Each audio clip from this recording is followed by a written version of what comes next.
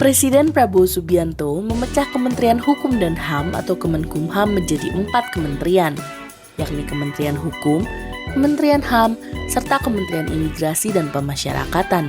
Kementerian Hukum dipimpin oleh Menteri Supratman Andi Aktas, sedangkan Kementerian HAM dinahkodai oleh Menteri Natalius Pigai. Sementara itu, Kementerian Imigrasi dan Pemasyarakatan dipimpin oleh Menteri Agus Andrianto. Ketiga kementerian itu berada di bawah naungan Kemenko baru, yakni Kementerian Koordinator Bidang Hukum, HAM, Imigrasi, dan Pemasyarakatan yang dipimpin oleh Menteri Yusril Iza Mahendra.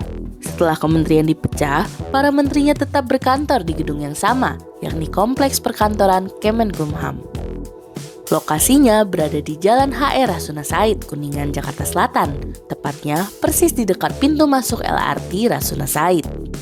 Kantor masing-masing kementerian menempati gedung yang berbeda karena kompleks perkantoran ini punya beberapa gedung, yakni Gedung Direktorat Imigrasi, Direktorat Administrasi Hukum Umum, dan Gedung Direktorat HAM.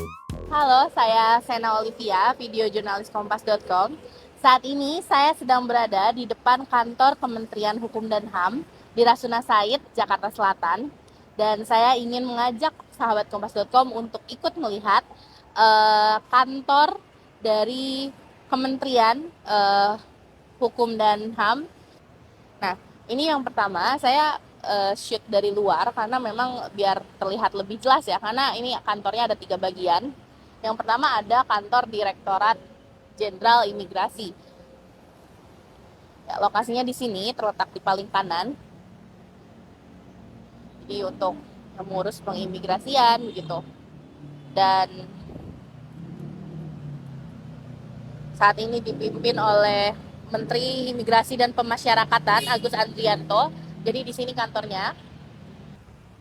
Nah, di sebelah sini ada kantor Direktorat Jenderal Administrasi dan Hukum.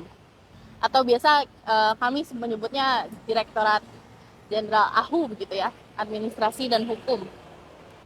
Nah, kemudian untuk kantor HAM sendiri, kantor Kementerian Hak Asasi Manusia yang saat ini dipimpin oleh Menteri Natalius Pigai.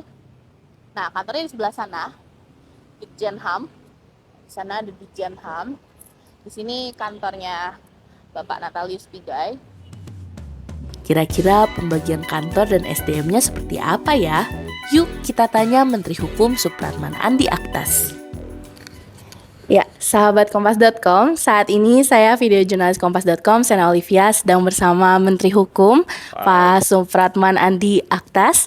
Dan hari ini kita mau sedikit ngobrol-ngobrol ya Pak ya, soal Kementerian Hukum dan HAM yang saat ini sudah dipecah menjadi 4 kementerian gitu ya. Kan sebelumnya Bapak Menkumham nih, sekarang karena ada pemecahan kementerian jadi Menkum gitu ya Pak.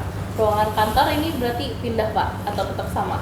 Saya waktu itu dulu sebenarnya kantor Kumham itu di sini, kantor menteri ya. Tapi sejak zaman Pak Yasona Lawli saya dengar pindah ke gedung imigrasi. Sehingga di awal-awal waktu saya masih pertama kali dilantik jadi menteri, mungkin seminggu saya berkantor di sini. Di ruangan ini, saya pertama kali saya masuk. Tapi begitu Pak Lawli sudah membersihkan semua hal-hal yang terkait dengan kebutuhan beliau yang ada di ruangan, saya pindah ke gedung imigrasi. Tiba-tiba saya ditelepon oleh dari istana menyatakan, gimana nih untuk menyiapkan kantor Menko, kemudian Menteri Imigrasi dan Menteri HAM. Saya sampaikan, Pak, karena ini ada Menko-nya, sebaiknya tidak usah sibuk-sibuk cari kantor. Kami yang Kementerian Induk yang menyiapkan, termasuk Kementerian Pak Menko, kemudian Menteri Imigrasi dan PAS, kemudian Menteri HAM. Yang tadinya saya di gedung imigrasi, saya ngalah, saya pindah ke gedung kesekjenan. Karena kenapa? Dulu di sana itu memang adalah gedung imigrasi, sebagian besar itu pegawainya pegawai imigrasi. Hanya ada beberapa lantai yang digunakan oleh Direktorat Jenderal Kekayaan Intelektual dan Inspektorat Jenderal.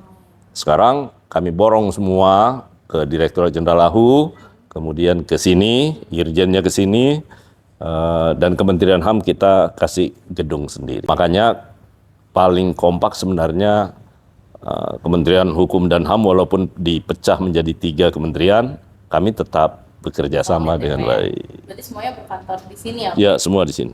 Penegasan Pak sedikit, berarti kantor Kementerian Imigrasi tetap di yang Di gedung imigrasi, betul. lembaga hukum di sini, Sini, dan yang HAM yang di sebelah ya betul. Pak Menko Di gedung imigrasi, di lantai paling atas. paling atas ya? Supaya beliau bisa mengkoordinasi kami itu dengan lebih tepat, lebih cepat. Pembagian pegawainya sendiri seperti apa Pak? Apakah mengikuti bidangnya masing-masing atau sebelum kementerian dipecah atau gimana nih? Sebenarnya tidak terlalu rumit, karena satu kan Direktorat Jenderal Imigrasi dan Direktorat Jenderal Pemasyarakatan itu sudah memiliki pegawai yang begitu, dan itu sampai ke wilayah, sampai ke tingkat kabupaten ada.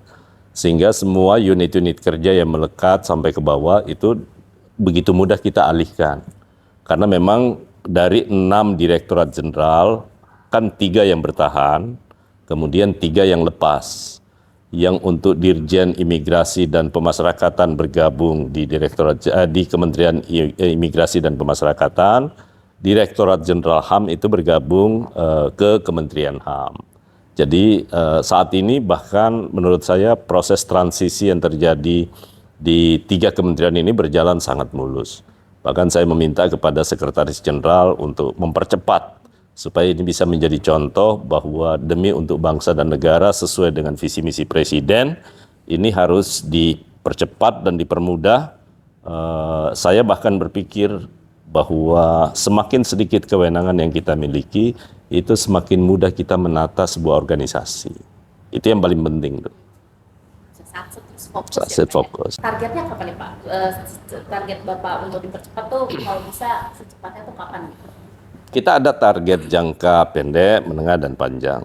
Paling lama dalam desain yang telah disusun oleh tim transisi, semua sudah penyerahan, baik berupa SDM, keuangan, dan juga aset, itu bisa selesai paling lambat Juni 2025. Paling lambat. Ya. Tetapi kami berharap sebelum itu bisa selesai. Memang saat ini anggaran dan SDM termasuk gaji semua masih melekat di Sekretariat Jenderal Kementerian Hukum.